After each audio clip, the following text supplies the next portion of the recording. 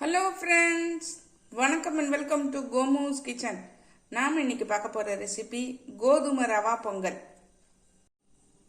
கோதுமை ரவா பொங்கலுக்கு தேவையான பொருட்களை பார்த்துடலாம். ஒரு மெஷரிங் கப்புக்கு 1 கப்பு கோதுமை ரவை எடுத்திருக்கேன். 2 டேபிள் ஸ்பூன் பாசிப்பருப்பு எடுத்திருக்கேன்.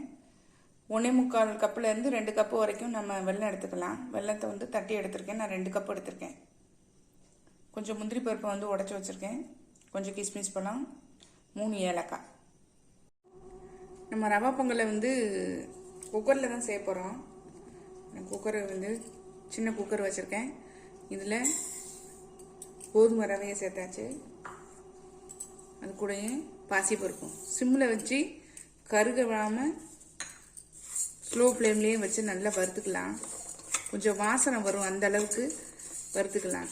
லைட்டாக கலர் சேஞ்ச் ஆகும். நான் உங்களுக்கு காமிக்கிறேன்.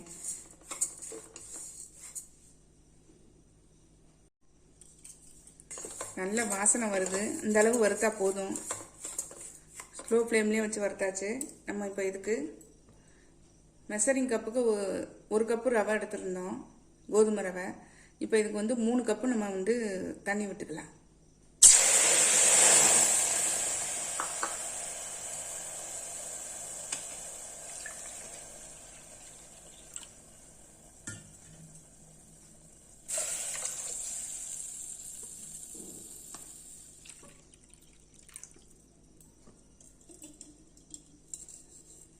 இதில் 3வது கப்பு ஊற்றுறேன். நல்லா கலந்து விட்டுருங்க.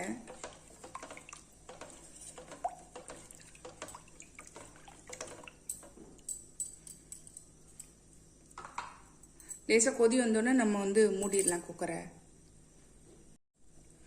கொதிக்க ஆரம்பிச்சிருச்சு. நம்ம இப்போ குக்கரை மூடிடலாம்.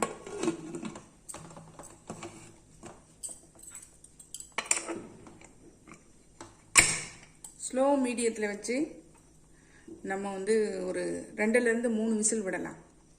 அவங்கவுங்க குக்கருக்கு தகுந்த மாதிரி பார்த்து விட்டுக்கங்க. நல்லா குழஞ்சி வெந்திருக்கணும். குக்கரை வேறு பர்னருக்கு மாற்றிட்டேன். இப்போ நம்ம இந்த வெல்லத்தை கரைச்சிக்கலாம். நான் இப்போ ஒரு சாஸ்பான் வச்சுருக்கேன். வெல்லத்தை சேர்த்துக்கிறேன். 1/4 டம்ளர் தண்ணி மட்டும் விட்டால் போதும். கரைஞ்சி ஒன்று காமிக்கிறேன் உங்களுக்கு.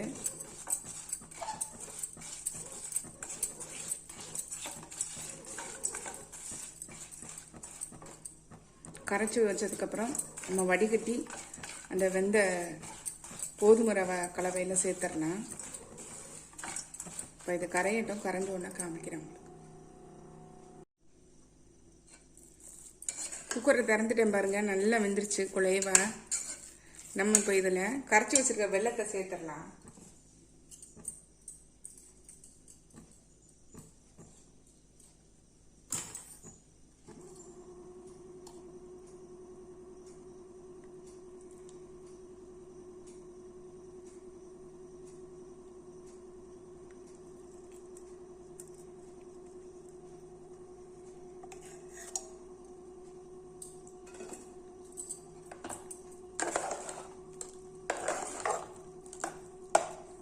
நல்லா மிக்ஸ் பண்ணி விட்டுருங்க.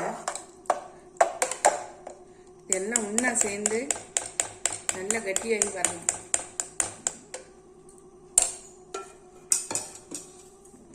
இந்த சமயத்தில் கைவிடாமல் கிண்டிட்டு இருக்கணும், இல்லைன்னா நல்லா அடி பிடிச்சிரும்.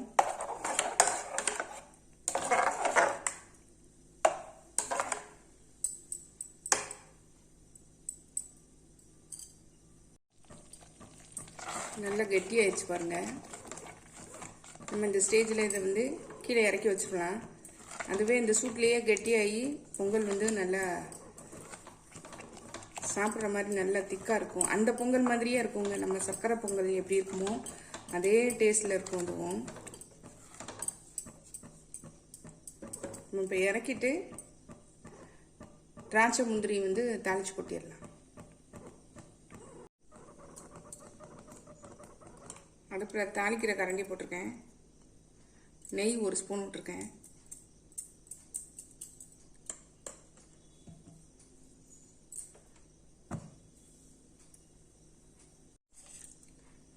நெய் உருகிடுச்சு. முந்திரி பருப்பை சேர்த்துடலாம்.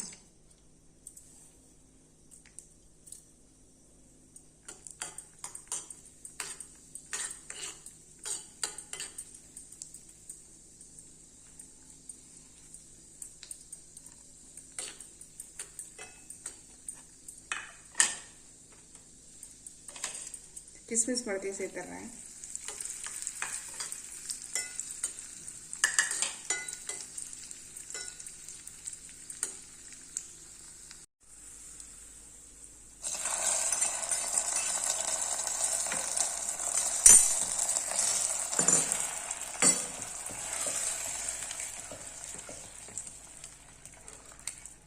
நல்லா கலந்து விட்டுட்டேன்.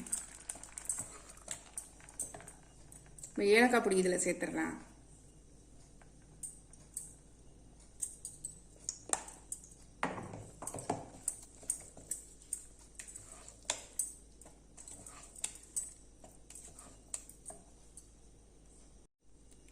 சாமிக்கு நெய்வேத்தியம் வைக்கிறதுனால ஒரு சின்ன துண்டு பச்சை கற்பூரம் அதை வந்து லைட்டாக நொறுக்கி இதில் சேர்த்துட்றேன். ஒரு சிட்டிகை அளவு நல்லா கலந்து விட்டாச்சு பாருங்கள். அவ்வளோதாங்க, நம்ம பொங்கல் சூப்பராக ரெடி ஆயிடுச்சு. கோதுமை ரவை பொங்கல். நம்மளுடைய கோதுமை ரவை பொங்கல் சூப்பராக ரெடி ஆயிடுச்சுங்க. பார்க்குறதுக்கு எப்படி இருக்குது பாருங்கள், சூப்பராக இருக்குது. நீங்களும் உங்கள் வீட்டில் ட்ரை பண்ணி பாருங்கள்.